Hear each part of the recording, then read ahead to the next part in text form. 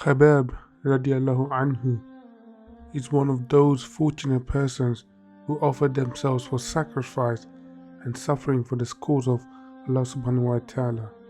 He was the sixth or seventh person to embrace Islam, and therefore he suffered long.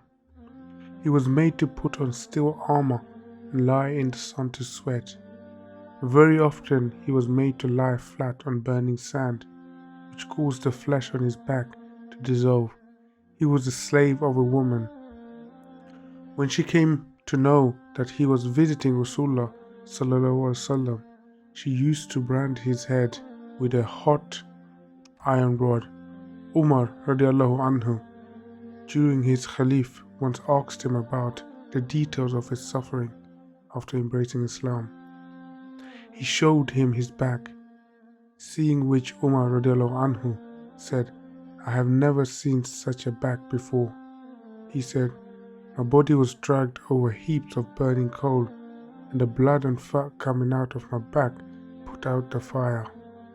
When Islam spread and the Muslims conquered all the surrounding territory, he used to weep and say, "Allah subhanahu wa ta'ala seemed to be compensating us in this world for all our sufferings, and perhaps nothing would be left for us as reward in the Akhirah."